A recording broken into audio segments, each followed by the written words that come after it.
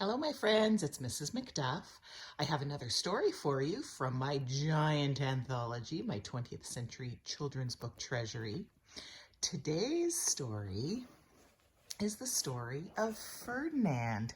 Ferdinand was written by Munro and illustrated by Robert Lawson way back in 1936. Once upon a time in Spain, there was a little bull, and his name was Ferdinand. All the other little bulls he lived with would run and jump and butt their heads together, but not Ferdinand. He liked to sit just quietly and smell the flowers. He had a favorite spot out in the pasture under a cork tree. It was his favorite tree, and he would sit in its shade all day and smell the flowers. Sometimes his mother, who was a cow, would worry about him. She was afraid he would be lonesome all by himself. "Why don't you run and play with the other little bulls and skip and butt your head?" she would say. But Ferdinand would shake his head. "I like it better here where I can just sit quietly and smell the flowers."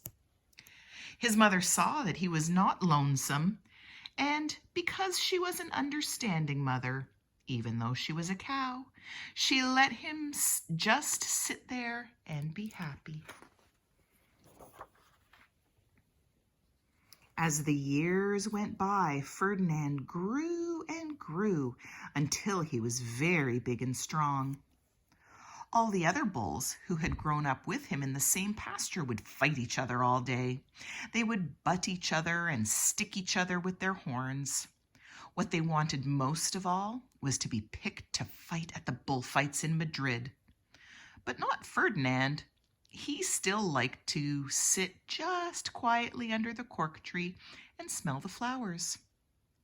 One day, 5 men came in very funny hats to pick the biggest, fastest, roughest bull to fight in the bullfights in Madrid. All the other bulls ran around snorting and butting, leaping and jumping so the men would think that they were very strong and fierce and pick them. Ferdinand knew they wouldn't pick him, and he didn't care, so he went out to his favorite cork tree to sit down. He didn't look where he was sitting, and instead of sitting on the nice cool grass in the shade, he sat on a bumblebee. Well, if you were a bumblebee and a bull sat on you, what would you do? You would sting him.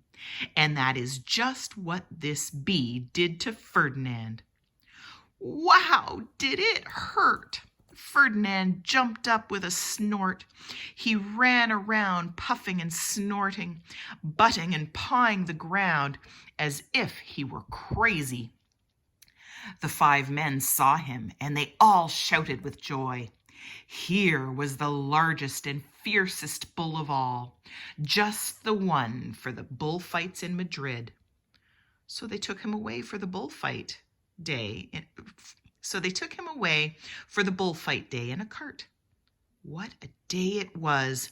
Flags were flying, bands were playing, and all the lovely ladies had flowers in their hair. They had a parade into the bull ring. First came the banderillos with long, sharp pins with ribbons on them to stick the bull and make him mad. Next came the picadores, who rode skinny horses, and they had long spears to stick the bull and make him madder. Then came the matador, the proudest of all. He thought he was very handsome and bowed to the ladies. He had a red cape and a sword and was supposed to stick the bull last of all. Then came the bull. And you know who that was, don't you? Ferdinand.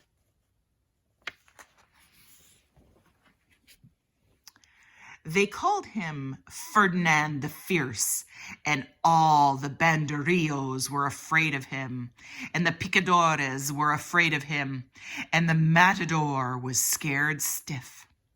Ferdinand ran to the middle of the ring, and everyone shouted and clapped because they thought he was going to fight fiercely and butt and snort and stick his horns around.